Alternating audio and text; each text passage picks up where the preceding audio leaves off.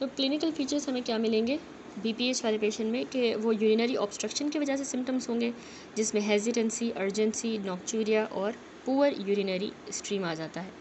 Chronic obstruction जो है वो आगे जाके प्री डिस्पोज करेगी to recurrent urinary tract infection.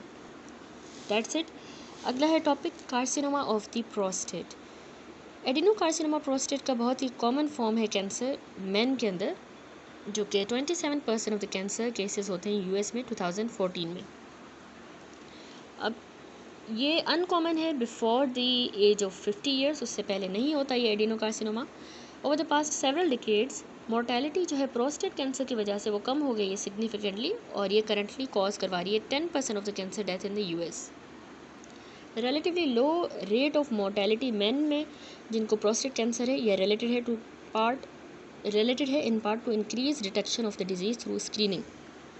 Screening अब आजकल जो है ये लाइफ सेवर है, उसकी वजह से अब मोर्टेलिटी कम हो गई है, लेकिन कैसे इफ़ेक्टिव स्क्रीनिंग जो है वो सेव कर रही है लाइफ, ये कंट्रोवर्शियल है। तो ये देखा गया है paradox. This seeming paradox is related to wide variation in the natural history of the prostate cancer, from aggressive and rapidly fatal to indolent disease of no clinical significance. Indeed, prostate carcinoma commonly is found incidentally, ठीक है, incidentally मिलता है at the autopsy in the man dying of the other causes, and many more men die with the prostate cancer than of the prostate cancer. यानी ज़्यादातर जो है prostate cancer के साथ जो है मरते हैं, उसकी वजह से नहीं मरते, यानी फिर ऑटोप्सी भी पता चलता है कि इनको प्रोस्टेट कैंसर भी था। तो ये करंटली पॉसिबल नहीं है कि हम आइडेंटिफाई करें ट्यूमर्स को जो कि बैड एक्टर्स होंगे with certainty. Thus while some men are no doubt saved by the early detection and treatment of their prostate cancer, it is equally certain that others are being cured of clinically inconsequential tumors. तो अब carcinoma of prostate की pathogenesis देखें। Clinical और experimental observation suggest करती हैं कि androgens जो होते हैं, इसके अलावा hereditary, environmental factors, acquired somatic mutation, इनका जो है रोल होता है पैथोजेनेसिस में भी और progression of the prostate cancer में। एंड्रोजेंस याद रखिएगा, इसमें बहुत ज़्यादा क्लिनिकल इंपॉर्टेंस, सेंट्रल इंपॉर्टेंस रखते हैं। प्रोस्टेट का कैंसर डेवलप नहीं करेगा उन मेल्स में जो कि कैटेस्ट्रेट हो गए हों बिफोर द प्यूबर्टी, यानी जिनके टेस्टिकल्स रिमूव कर दिए गए हों बिफोर द प्यूबर्टी, तो उनमें नहीं होता ये कैंसर। तो इसका मतलब ये इंडिकेट कर रहा है कि एंड्रोजेंस जो है ये समहाउ प्रोवाइड करते हैं soil for the cellular context within which जो है ये प्रोस्टेट का कैंसर डेवलप करता है। अब ये जो डिपेंडेंस है एंड्रोजेंस पे, ये एक्सटेंड करती है टू एस्टेब्लिश्ड कैंसर्स जो कि ऑफन रिग्रेस कर जाएंगे for a time in response to surgical and chemical अगर कैटेस्ट्रेशन की जाए। नोटेबली ट्यूमर्स जो है ये रेजिस्टेंट होते हैं एंटी एंड्रोजन थेरेपी से, ऑफन एक्वायर करते हैं एंड्रोजन रिसेप्टर जीन एम्प्लीफिकेशन, या इनमें म्यूटेशंस आ जाती हैं जो कि परमिट करेंगी एंड्रोजन रिसेप्टर्स को to activate the expression of their target gene despite the therapy. यानी वैसे तो ये एंटी एंड्रोजन थेरेपी देने से रेजिस्टेंट होते हैं। क्यों ये रेजिस्टेंट हो जाते हैं अगर हम एंटी एंड्रोजन थेरेपी दें? क्योंकि इनमें कुछ इस तरह के एम्प्लीफिकेशन या म्यूटेशंस आ जाती है इनके एंड्रोजन रिसेप्टर जीन के अंदर, जो इस तरह के एंड्रोजन रिसेप्टर्स को परमिट करेंगी कि ये एक्सप्रेशन बढ़ा दें, एक्टिवेट करें expression of their target genes, despite कि अगर हम थेरेपी भी दें।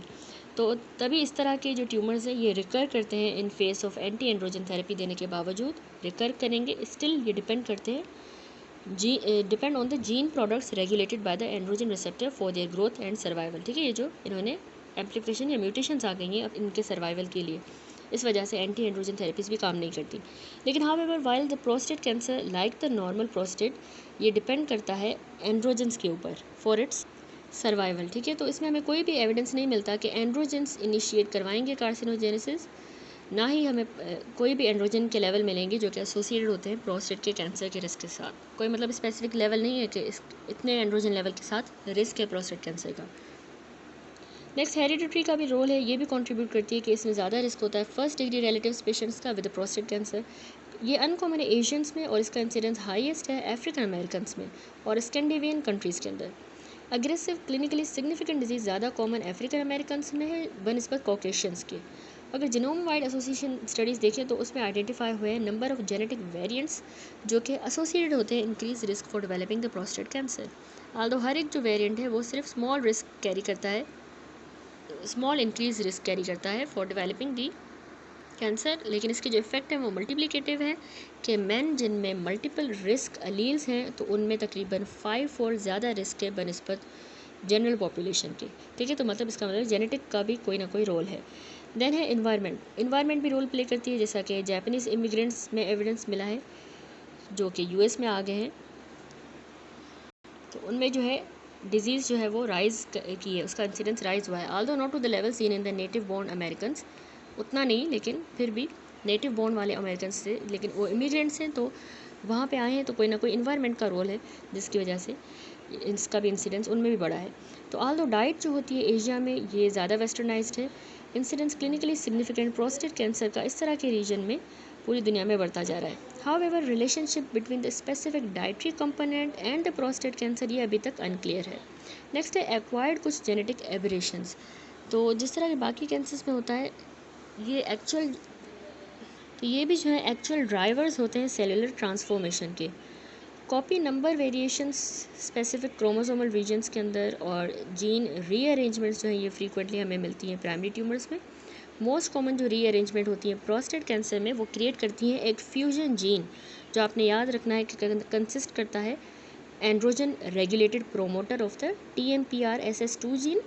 ठीक है, इसका एंड्रोजन रेगुलेटेड प्रोमोटर है, और एक कोडिंग सीक्वेंस होता है ETS फैमिली ट्रांसक्रिप्शन फैक्टर का। अब ये जो TMPRSS2 ETS फ्यूजन जीन बना है ये फाउंड होता है तकरीबन 40% से 60% प्रोस्टेट कैंसर्स के अंदर इन द कॉकेशियन पॉपुलेशन, और ये रिलेटिवली अर्ली ट्यूमेरोजेनेसिस में होते हैं, अकर होंगे। ठीक है, नोटेबली प्रिवेलेंस इस तरह की रीअरेंजमेंट की अफ्रीकन अमेरिकन में कम है, लोअर है, और बाकी एथनिक ग्रुप्स में बाकी म्यूटेशंस भी जो है आगे जाके लीड करेंगे activation of PI3K AKT signalling pathway. और इनमें जो मोस्ट कॉमन है वो होती है लॉस ऑफ फंक्शन म्यूटेशन, जो कि ट्यूमर सप्रेसर PTEN को इन्वॉल्व करती है, जो कि एक ब्रेक की तरह एक्ट करता है PI3K की एक्टिविटी में। यानी ये जो ट्यूमर सप्रेसर है ना PTEN, ये इसके ऊपर PI3K के ऊपर ब्रेक की तरह एक्टिवेट करेगा। तो अगर इसमें ही लॉस ऑफ फंक्शन म्यूटेशन आ जाएगी तो ये इसको इनहिबिट नहीं कर पाएगा और बढ़ता जाएगा पाथवे। ठीक है, सिग्नलिंग पाथवे PI3K का बढ़ जाएगा। तो इस तरह की भी म्यूटेशन मिली है other than the fusion gene. अब इसकी मॉर्फोलॉजी देखें तो कार्सिनोमास जो है ये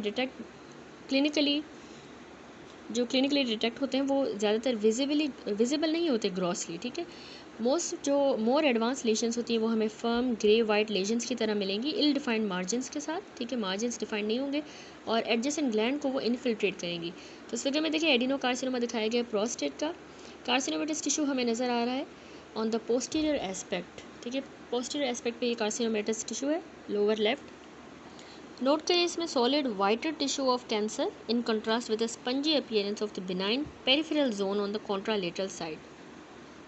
ठीक है, यहाँ पे जो है इसमें पोस्टीरियर एस्पेक्ट पे दिखाया गया है कार्सिनोमा, और यहाँ पे ये स्पंजी सा नॉर्मल जो है बिनाइन पेरिफेरल जोन है कॉन्ट्रालेटरल साइड का, सॉफ्ट वाइटर टिश्यू।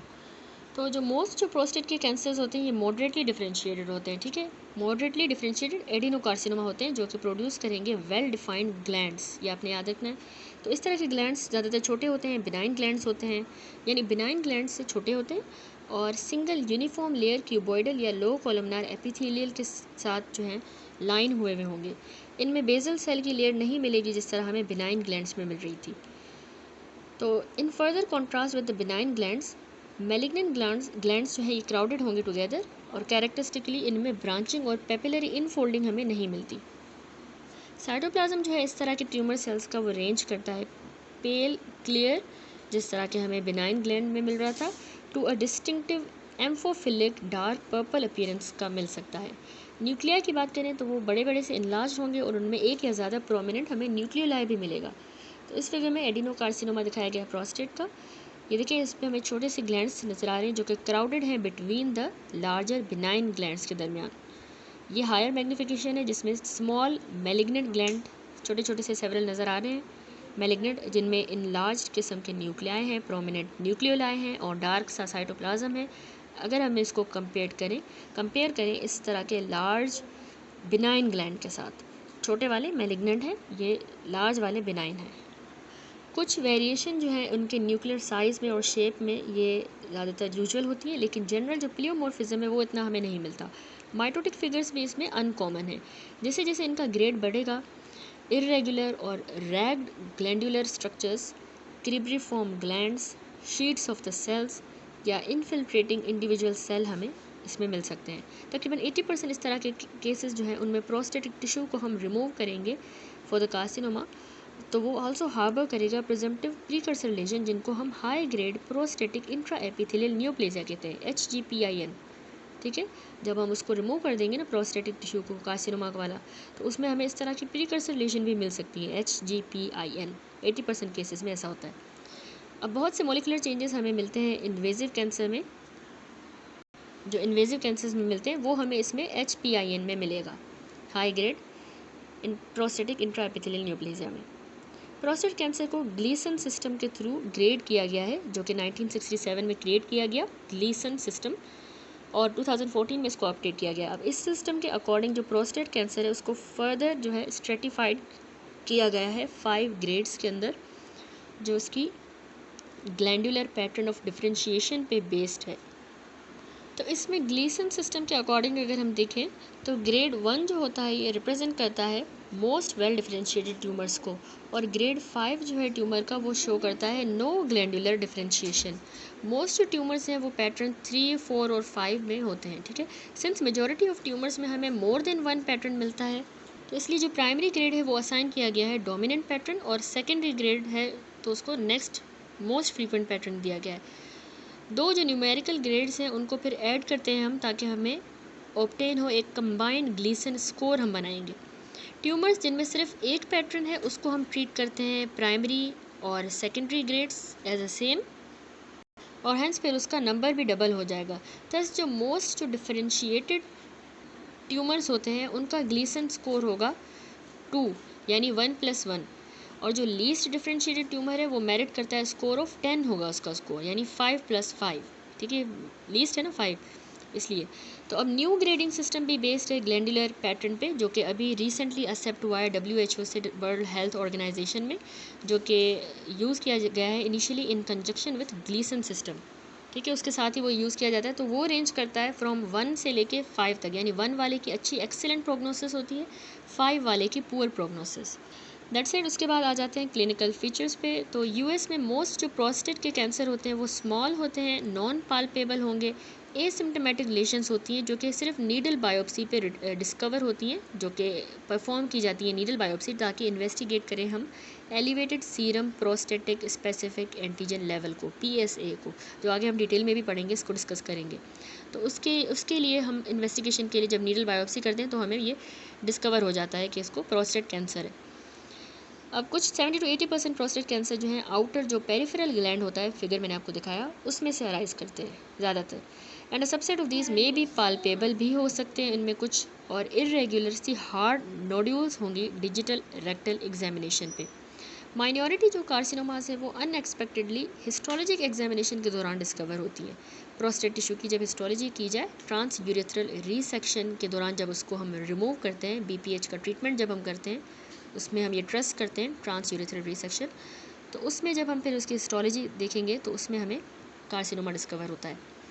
अब क्योंकि पेरिफेरल लोकेशन है तो प्रोस्टेट का कैंसर लेस लाइकली है बनिस्बत बिनाइन प्रोस्टेटिक हाइपरप्लेजिया के कि ये यूरेथ्रल ऑब्स्ट्रक्शन करवा दे, क्योंकि यूरेथ्रा से दूर है तो इसीलिए इनिशियल स्टेज में नहीं करवाएगा। लोकली जो एडवांस्ड कैंसर होते हैं वो इन्फिल्ट्रेट कर सकते हैं सेमिनल वेजिकल्स को, उसको, और पेरी यूरेथ्रल जो जोन्स होते हैं उनको भी ये इन्फिल्ट्रेट कर देंगे ऑफ द प्रोस्टेट, और फिर जाके सॉफ्ट टिश्यूज़ को इन्वेड करेंगे, और जो वाल होती है यूरिनरी ब्लैडर की उसको, या लेस कॉमनली ये इवन रेक्टम को भी इन्फिल्ट्रेट कर सकते हैं। बोन के अंदर मेटास्टेसिस, पार्टिकुलरली जो हमारा एक्सियल स्केलेटन है, ये भी इसमें फ्रीक्वेंट है लेकिन लेट इन द डिजीज़, और ये टिपिकली ऑस्टियोब्लास्टिक यानी बोन प्रोड्यूसिंग लेशंस भी करवा सकता है, जो कि हमें रेडियो न्यूक्लाइड बोन स्कैन्स में डिटेक्ट होंगे। ठीक है, इस तरह की ये बोन लेशंस भी प्रोस्टेट का कैंसर करवा सकता है। PSA यानी कि प्रोस्टेट स्पेसिफिक एंटीजन असे जो है ये बहुत ही ज़्यादा वाइडली यूज टेस्ट है, जो कि इसकी डायग्नोसिस और management of the prostate cancer के लिए किया जाता है, लेकिन इसमें कुछ लिमिटेशंस हैं जिससे सफ़र करता है। PSA जो है ये प्रोडक्ट होता है हमारे प्रोस्टेटिक जो एपिथेलियम है उसका, और नॉर्मली ये सीमेन में सिक्रीट होता है। तो ऑल्दो PSA की स्क्रीनिंग से प्रोस्टेट कैंसर को early in the course detect किया जा सकता है। Studies of the natural history of disease, so called watch and wait studies, उन्होंने कंफर्म किया है कि बहुत से जो प्रोस्टेट कैंसर है वो क्लिनिकली इनसिग्निफिकेंट होते हैं और रिक्वायर करते हैं ना ही कोई treatment, sometimes for the decades. Over treatment इस तरह की इंडोलेंट कैंसर का सिग्निफिकेंट मोर्बिडिटी करवा सकता है, पार्टिकुलरली इरेक्टाइल डिसफंक्शन हो सकता है और इनकंटिनेंस। दूसरी लिमिटेशन है इस PSA की एज अ बायोमार्कर, वो ये है कि ये बायोमार्कर कैंसर स्पेसिफिक नहीं है।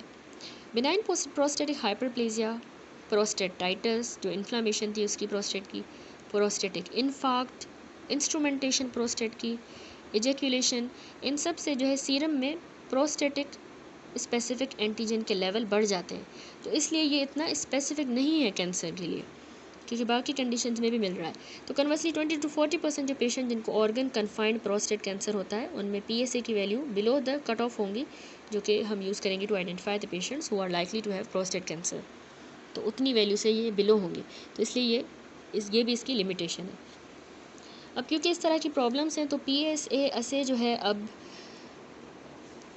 दोबारा रीअप्रेस किया गया है एज अ स्क्रीनिंग टेस्ट, यानी दोबारा फिर यूज़ किया जाता है। बाय कंट्रास्ट अगर एक बार कैंसर जो है डायग्नोस हो जाता है तो सीरियल मेजरमेंट PSA की ये ग्रेट वैल्यू की होती है इन assessing the response of the therapy, ठीक है, उस रिस्पॉन्स को मेजर करने के लिए। फॉर एग्जांपल अगर हमें राइजिंग PSA के लेवल मिलते हैं आफ्टर द रेडिकल प्रोस्टेक्टोमी के बाद या फिर रेडियोथेरेपी के बाद, इसके लेवल अगर ज़्यादा मिलते हैं फॉर द लोकलाइज डिजीज़ जो हम करते हैं, तो ये इंडिकेटिव है कि इसमें उस पेशेंट को रिकरेंट या डायसेमिनेटेड डिजीज़ हो गई है, तो इसलिए ये हेल्पफुल होते हैं इसके लेवल। मोस्ट जो कॉमन ट्रीटमेंट है for clinically localised prostate cancer वो है रेडिकल प्रोस्टेक्टोमी की जाती है, जिसमें सारा कंटेंट निकाल दिया जाएगा, और रेडियोथेरेपी की जाती है। अब प्रोग्नोसिस जो है रेडिकल प्रोस्टेक्टोमी के बाद वो बेस्ड है पैथोलॉजिक स्टेज पे, वेदर मार्जिन्स उसके रीसेक्ट किए, मार्जिन्स इतने निकालेंगे जो फ्री हो ऑफ द ट्यूमर, उसमें ट्यूमर ना हो, और इसके अलावा ग्लीसन ग्रेड पे भी इसकी प्रोग्नोसिस बेस्ड है। ग्लीसन ग्रेड, क्लिनिकल स्टेज और सीरम PSA वैल्यूज़, ये सारे इंपॉर्टेंट प्रिडिक्टर्स होते हैं of the outcome after the radiotherapy. अब क्योंकि बहुत से प्रोस्टेट कैंसर जो है वो फॉलो करते हैं इंडोलेंट कोर्स, तो एक्टिव सर्विलियंस यानी वॉचफुल वेटिंग एक अप्रोप्रिएट अप्रोच होती है for the older man, patient with significant comorbidity, या इवन कुछ यंगर मैंस में भी जिनमें लो सीरम PSA वैल्यूज़ हों और स्मॉल लो ग्रेड का कैंसर हो। एडवांस वाले जो मेटास्टेटिक कार्सिनोमा होते हैं उनको हम एंड्रोजन डिप्राइवेशन के थ्रू ट्रीट करेंगे, या तो ऑर्किएक्टोमी की जाएगी या फिर उनको एडमिनिस्टर करेंगे synthetic agonist, luteinizing hormone releasing hormone के एगोनिस्ट देंगे। इसके साथ साथ बहुत सी न्यू थेरेपीज़ भी हैं जो कि एंड्रोजन की सिंथेसिस को कम करें या फिर सिग्नलिंग को in the metastatic prostate cancer, synthesis को या उसकी सिग्नलिंग को कम करें। आल्दो एंटी एंड्रोजन थेरेपी हमने डिस्कस किया कि उससे रेमिशन हो सकती है, लेकिन androgen independent clones almost invariably emerge कर सकते हैं, जो आगे जाके रैपिड डिजीज़ प्रोग्रेशन करवा सकता है और डेथ भी हो सकती है। एंड्रोजन इंडिपेंडेंट अगर क्लोन हो वो तो रिस्पॉन्स नहीं करेंगे एंटी एंड्रोजन थेरेपी से। जैसा कि हमने पहले डिस्कस किया, तो इस तरह के जो म्यूटेंट क्लोन्स होते हैं उनको कॉमनली कंटिन्यू करते हैं to express many genes that in normal prostate are androgen dependent, suggesting that mechanism arise to reactivate the androgen signal। यानी इस तरह के जो होते हैं उनमें क्लोन्स में एंड्रोजन सिग्नलिंग के जो जीन्स होते हैं वो रीएक्टिवेट हो जाते हैं मैकेनिज्म्स। बेशक एंड्रोजन डिप्राइवेशन थेरेपी दी भी जाए तो वो इसको रिस्पॉन्ड नहीं करेंगे, क्योंकि इनमें कोई ऐसी जेनेटिक एल्ट्रेशंस आ जाती हैं इस वजह से, ठीक है। That's it. तो carcinoma of the prostate last topic था इसका। कार्सिनोमा ऑफ प्रोस्टेट हमने कहा ओल्डर मैन में 65 से 75 ईयर्स ऑफ एज के दरमियान होता है। प्रोस्टेट का कार्सिनोमा इंडोलेंट लेजन से लेके, जो कि कभी भी नुकसान नहीं पहुंचाएगी, वहाँ से लेके एग्रेसिव किस्म का फैटल ट्यूमर भी हो सकता है, जो कि अफ्रीकन अमेरिकन में ज़्यादा कॉमन है। मोस्ट कॉमन इसकी म्यूटेशन आपने याद रखनी है जो हमने डिस्कस की प्रोस्टेटिक कार्सिनोमा में, TPRS-SS2 ETS फ्यूजन जीन बनता है, ठीक है। ये वाइवा पॉइंट ऑफ व्यू से इंपॉर्टेंट है। या फिर ये एक्ट करेगा टू इन्हेंस द PI3 के AKT सिग्नलिंग, ठीक है, इसकी सिग्नलिंग या फिर बढ़ेगी, तो इनसे फर्दर क्या होगा, ट्यूमर सेल की ग्रोथ होगी और सर्वाइवल होगा, ठीक है। ये इसमें पैथोजेनेसिस थी। कार्सिनोमा ऑफ प्रोस्टेट हमने कहा ज़्यादातर आउटर जो पेरिफेरल जोन होता है ग्लैंड का, वहाँ से अराइज करता है, और ये पाल्पेट भी किया जा सकता है रेक्टल एग्जामिनेशन के थ्रू। ग्रेडिंग हमने कहा प्रोस्टेट की ग्लीसन सिस्टम के थ्रू की जाती है, जो पैथोलॉजिक स्टेट को और प्रोग्नोसिस को कोरिलेट करेगी। सीरम के जो PSA मेजरमेंट होती है, ये कंट्रोवर्शियल कैंसर स्क्रीनिंग है, टेस्ट होता है, लेकिन इसमें क्लियर वैल्यू होती है जब हम इसको मॉनिटर करें प्रोग्रेसिव या रिकरेंट प्रोस्टेट कैंसर की मॉनिटरिंग के लिए इसको यूज़ किया जा सकता है, लेकिन डायग्नोसिस के लिए ये इतना हेल्पफुल नहीं है। दैट्स इट, इस चैप्टर का ये टॉपिक कंप्लीट हुआ। नेक्स्ट टॉपिक इस चैप्टर का यूरेटर, ब्लेडर एंड यूरेथ्रा। इसमें हम डिस्कस करेंगे यूरेटर के बारे में और यूरिनरी ब्लेडर के बारे में। तो रीनल पेल्विस, यूरेटर, ब्लेडर और यूरेथ्रा ये सारे लाइन हुए हुए हैं स्पेशलाइज्ड मल्टी लेयर एक ट्रांजिशनल एपिथेलियम के साथ, जिसको हम यूरोथीलियम कहते हैं। ठीक है, मल्टी लेयर की ये ट्रांजिशनल एपिथेलियम है। तो म्यूकोसा से नीचे होता है इसमें लैमिना प्रोप्रिया, और डीपर येट होता है, हमें पता है, मस्कुलरिस प्रोप्रिया, और फिर डिट्रूजर मसल होता है उसमें, मस्कुलरिस में ही होता है, जो कि ब्लेडर की वॉल बनाता है। अब क्लिनिकल सिग्निफिकेंट डिसऑर्डर्स जो इस तरह के ऑर्गन्स को इन्वॉल्व करेंगे वो होती हैं कुछ कंजेनाइटल एब्रेशंस, इन्फेक्शस और बाकी इन्फ्लामेटरी डिजीजेस और न्यूप्लाज्म्स। सबसे पहले है यूरेटर। यूरेटर के डिसऑर्डर्स जो हैं इतने कॉमन नहीं हैं, और इसमें कुछ कंजेनाइटल डिसऑर्डर्स आते हैं, न्यूप्लाज्म्स और रिएक्टिव कंडीशंस। कुछ में जो है ब्रीफ हमने मेंशन करेंगे हम इनको। सबसे पहले है यूरेट्रोपेल्विक जंक्शन, UPG ऑब्स्ट्रक्शन। अच्छा, तो ये कंजेनाइटल डिसऑर्डर है जिसमें फिर हाइड्रोनेफ्रोसिस हो जाएगी। तो ये यूजुअली मैनिफेस्ट करता है इन्फेंसी के दौरान या चाइल्डहुड के दौरान, और ज़्यादा कॉमन है बॉयज़ में बनस्बत गर्ल्स के। तो ये मोस्ट फ्रीक्वेंट कॉज बनता है हाइड्रोनेफ्रोसिस का, इन्फेंट्स में भी और चिल्ड्रन में, यूरेट्रोपेल्विक जंक्शन की ऑब्स्ट्रक्शन की वजह से। अच्छा, नेक्स्ट है मैलिग्नेंट ट्यूमर्स यूरेटर के। तो ये भी पैथोलॉजिकल सिमिलर है उसी तरह जिस तरह रीनल पेल्विस में अगर कोई ट्यूमर अराइज करे, या कैलिसिस में और ब्लेडर में, जो आगे हम डिटेल में डिस्कस करेंगे। मोस्ट जो यूरोथीलियल कार्सिनोमास होते हैं, यानी ज़्यादातर जो यूरेटर के मैलिग्नेंट ट्यूमर्स हैं वो यूरोथीलियल कार्सिनोमास होते हैं। नेक्स्ट है रेट्रोपेरिटोनियल फाइब्रोसिस। ठीक है, इस फिगर में ये जो एरिया है रेट्रोपेरिटोनियल फाइब्रोसिस को डिनोट कर रहा है। तो ये एक अनकॉमन कॉज होता है यूरेट्रल नैरोइंग का या ऑब्स्ट्रक्शन का। ठीक है, इसकी वजह से, फाइब्रोसिस की वजह से यूरेटर जो है नैरो भी हो सकते हैं, देखें, या ऑब्स्ट्रक्ट भी हो सकते हैं, जिनमें फाइब्रस प्रोलिफरेटिव इन्फ्लामेटरी प्रोसेस होगा, इनकेस कर रहा होगा रेट्रोपेरिटोनियल स्ट्रक्चर्स को, और ये हाइड्रोनेफ्रोसिस भी करवा सकता है। जाहिर सी बात है, ऑब्स्ट्रक्शन होगी तो पीछे हाइड्रोनेफ्रोसिस होगी। अब ये डिसऑर्डर मिडिल या ओल्ड एज में होता है। एटलीस्ट अ प्रोपोर्शन ऑफ जो इस तरह के केसेस हैं वो IgG4 रिलेटेड डिजीज़ के साथ होते हैं, जिनमें fibro inflammatory lesion rich in IgG4 secreting plasma cells होंगे। यानी लेजन जो है वो फाइब्रो इन्फ्लामेटरी है, उसमें IgG4 सिक्रीशन वाले प्लाज्मा सेल्स मौजूद होंगे उस इन्फ्लामेशन में। बाकी केसेस जो है वो एसोसिएटेड होते हैं ड्रग एक्सपोजर की वजह से भी हो सकता है, जैसे एर्गट डेरिवेटिव्स हो गए या adrenergic blockers.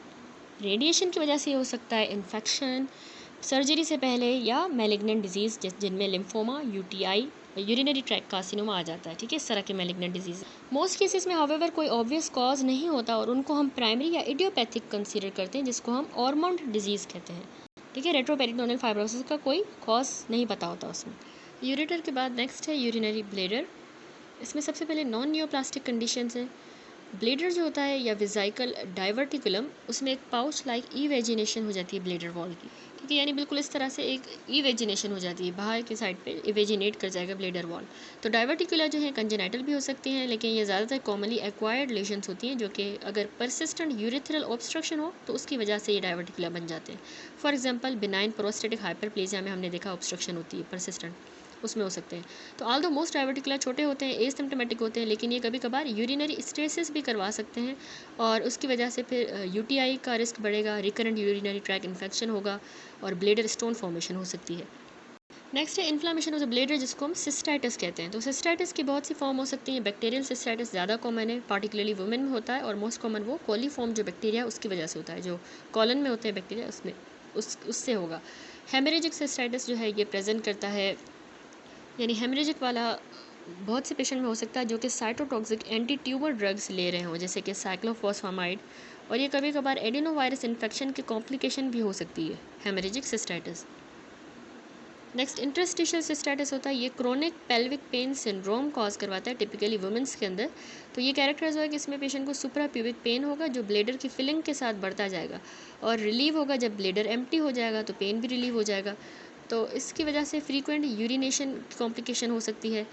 Very frequent urination even during the day and night. बाकी सिम्टम्स हैं कि इंटरस्टिशियल सिस्टाइटिस में पेशेंट को अर्जेंसी, हेमेच्यूरिया और डिसयूरिया का कंप्लेन होती है। साइटोस्कोपिक जब फाइंडिंग्स होंगी वो नॉन स्पेसिफिक होती हैं, उसमें हमें पेटिकल हेमरेजेस मिलते हैं। और साइटोस्कोपिक फाइंडिंग्स जो है इसमें नॉन स्पेसिफिक होती है, जिसमें हमें पेटिकल हेमरेजेस मिलेंगे, ठीक है। 50% जो पेशेंट होते हैं उनको स्पॉन्टेनियस रिमिशंस होती हैं, और लेट इन द कोर्स जो है हमें ट्रांसम्यूरल फाइब्रोसिस भी मिल सकती हो जाएगी, ठीक है। ट्रांसम्यूरल फाइब्रोसिस की वजह से फिर कॉन्ट्रैक्टेड ब्लेडर हो जाएगा। तो ये सारे इंटरस्टिशियल सिस्टाइटिस की हो गई कॉम्प्लिकेशंस। अच्छा, नेक्स्ट है मेलेकोप्लेकिया। ये एक अनकॉमन इन्फ्लामेटरी डिजीज़ है जो कि मोस्ट कॉमनली ब्लेडर में होती है। तो ये जब फैगोसाइटिक या डिग्रेडेटिव फंक्शन हमारे मैक्रोफेजेस का उसमें डिफेक्ट आ जाए, उसकी वजह से ये मेलेकोप्लेकिया हो जाता है। तो मतलब मैक्रोफेजेस के फैगोसाइटिक या डिग्रेडेटिव फंक्शन डिफेक्ट आ गया है, तो इस डिफेक्ट की वजह से अनडाइजेस्टेड जो बैक्टीरिया के प्रोडक्ट्स होते हैं वो हमारे डिस्टेंडेड फैगोजोम्स के अंदर एक्यूमुलेट करते जाएंगे, जो हमें हिस्टोलॉजिक सेक्शन में नज़र आएंगे एबंडेंट ग्रैन्युलर मटेरियल की तरह with in the cytoplasm of macrophages, ठीक है। देखिए मैक्रोफेजेस के ही साइटोप्लाज्म में हमें ये नज़र आ रहा है ग्रैन्युलर सा मटेरियल, जो कि असल में अनडाइजेस्टेड बैक्टीरियल ही प्रोडक्ट्स होते हैं। अब एबनॉर्मल जो इसमें मैक्रोफेजेस हैं उनमें लैमिनेटेड मिनरलाइज्ड कॉन्क्रीशंस होंगी, जिसको हम माइकेलिस गुटमैन बॉडीज़ कहते हैं, जो कि क्यों बनी है जब कैल्शियम साल्ट्स डिपॉजिट कर जाएं इसी इनलार्ज्ड लाइजोसोम्स के अंदर। तो कैल्शियम साल्ट्स की इनलार्ज्ड लाइजोसोम्स की एक्यूमुलेशन की वजह से कॉन्क्रीशंस बनेंगी, लैमिनेटेड मिनरलाइज्ड कॉन्क्रीशन माइकेलिस गुटमैन बॉडीज़, ठीक है। देखें ये जो है इसमें इसको डिनोट किया गया है माइकेलिस गुटमैन बॉडी, और ये न्यूक्लियस है इसमें सेल का। नेक्स्ट कंडीशन है पॉलीपॉइड सिस्टाइटिस। तो हमारा जो पॉलीपॉइड सिस्टाइटिस क्या है? ये एक इन्फ्लामेटरी कंडीशन होती है जो कि जब हमारे ब्लेडर म्यूकोजा की इरिटेशन हो जाए उसकी वजह से होगा, ठीक है। ब्लेडर का म्यूकोजा जो कि यूरोथीलियम के अंदर थ्रोन हुआ है ब्रॉड बल्बस पॉलीपॉइड प्रोजेक्शंस के अंदर, इस फिगर में भी नज़र आ रहा है, ठीक है।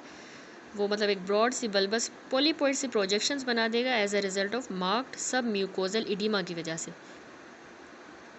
ठीक है। यानी इस पॉलीपॉइड सिस्टाइटिस में हमारे ब्लेडर की म्यूकोजा की इरिटेशन हुई, तो यूरोथीलियम जो है एक ब्रॉड बल्बस पॉलीपॉइड से मास के अंदर कन्वर्ट हो गया, जो सब म्यूकोजल इडीमा की वजह से मास बना है, ठीक है।